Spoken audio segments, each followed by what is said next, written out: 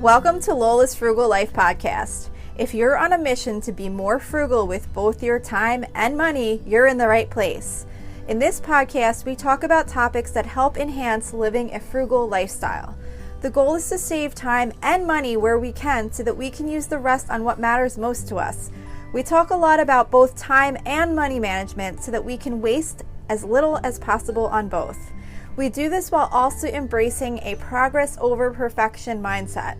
If that sounds good to you, then please stick around for the latest episode right after a few quick words from our sponsor.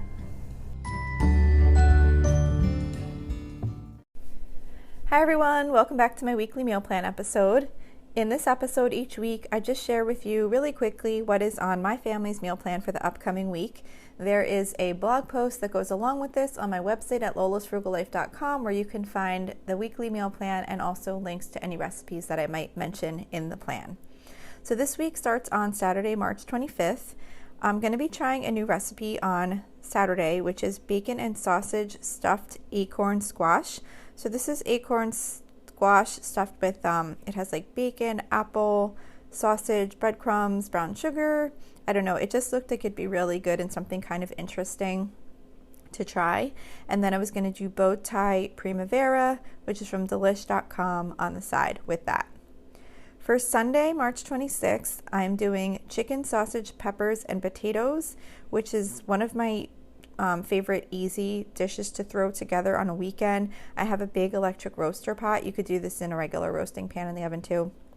But I just throw in bone-in chicken thighs, potatoes, peppers, onions, and cut up little Italian sausages and mix it all together. And it just roasts in the oven it roasts in the roaster pan for a while. Let's see, what does the oven call for? If you bake it in the oven, it says about an hour. I feel like I do longer than that in the electric air fryer, but either way, you just cook it till it's all done how you want it. So normally I don't do two meals with like sausage like 2 days in a row, but unfortunately, like I've mentioned before, that's one of the cons to my meal planning, the way that I do it. Although it's not worth, I still love it. Like it's just one of those things that happens. I meal plan, I put meals on the meal plan like way in advance. Once I have a meal, I'll think like about how soon I want to have it again, and I'll go ahead. If it's 3 weeks from now, 2 weeks, 4 weeks, whatever, and I'll go put it on the meal plan in the future. So because I'm kind of building it in that way and not necessarily sitting down and going from day 1 to day 7 all at once, I'm not always like noticing if things are kind of similar and things I wouldn't necessarily plan to do back to back. So I wouldn't really normally plan to do like bacon and sausage stuffed squash and then the next day have chicken, sausage, peppers, and potatoes and do like sausage 2 days in a row, but that's just what happened. It happens sometimes because of the way I meal plan, but I still love the way I do it, and it just saves my life by always having a meal plan together and not having to sit down spending time creating a meal plan each week because it just wasn't working for me. I mean, I do create a meal plan each week, but I'm filling in the gaps. I'm not creating a full 7-day meal plan each week because I rotate my meals, so I already know like 2 weeks from now I'm doing this, or 1 week from now I'm doing this, or I'll have this again in 4 weeks or whatever. So I'm kind of building the future meal plans as I go. And sometimes I catch things like that, like those 2 back-to-backs, and I'll move them. But this week I didn't catch it until I went to look at this to prepare for this episode. And I had already done my grocery list. And I'm like, yeah, I'm not changing it now. We're just going with it. So anyway, so that's Saturday and Sunday. For Monday, it's our hamburger night. We do that every other Monday. Just ground beef into patties, and then I cook them on the stovetop or on the grill, depending on the weather. I'm also going to be doing the oven fresh seasoned potato wedges from allrecipes.com.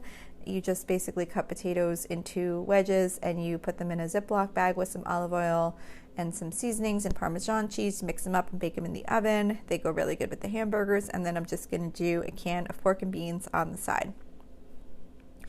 I always say pork and beans, but I'm really buying Bush's baked beans. So I don't know. Some things say pork and beans, some things say baked beans. I think of them as one and the same, but it doesn't matter. Anyway, we're having beans on the side with the hamburgers and the potatoes. For Tuesday, I'm doing cheesy chicken nachos recipe, which is from realsimple.com. It's again just very, very simple, similar to like the ground beef one I did last week. It's just really simple. Nachos for dinner, we always do some type of Mexican theme on Tuesday. So you basically just like layer the nachos on a pan with the cheese, with chicken and cheese, and you bake it, and then you just add your toppings when they come out of the oven. We usually just put out like salsa, avocado, sour cream. You could do like lettuce and tomato. You could do whatever you like on top of nachos. So that is going to be for Tuesday. Wednesday, we usually do seafood. So we're doing baked salmon again. I usually do baked salmon probably every 2 to 3 weeks. Plus, I love making that because it's so easy. I just buy the frozen salmon fillets. I defrost them, brush them with some olive oil and some McCormick Smokehouse maple seasoning.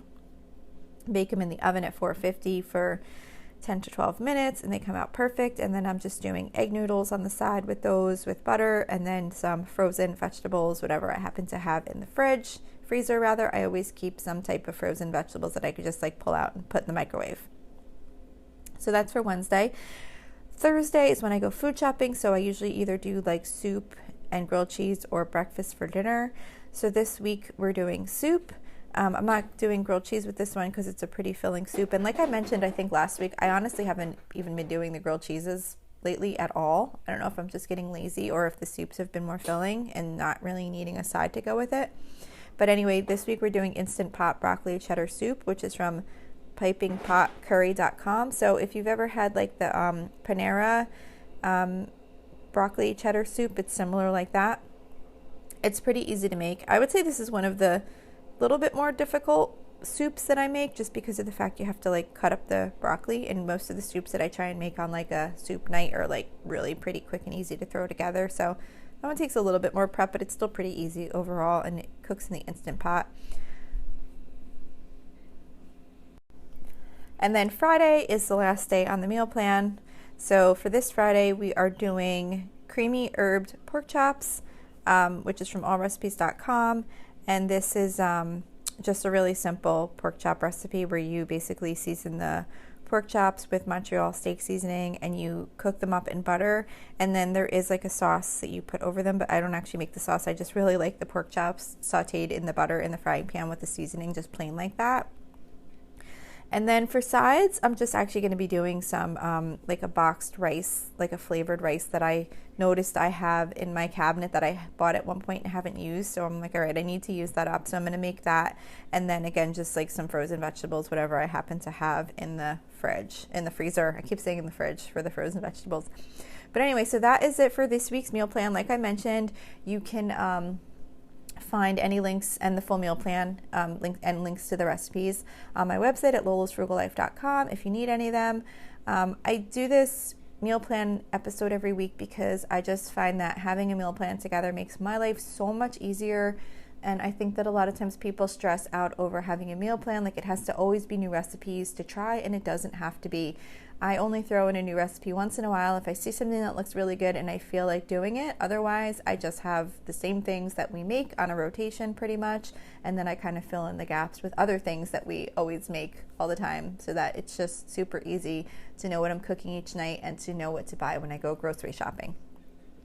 So that's it for this week. I will see you back here next week. So thank you for checking in for this podcast episode. And don't forget, you can always email me with any questions or suggestions at lolasfrugallife@gmail.com. You can follow me on Instagram and Facebook at lolasfrugallife.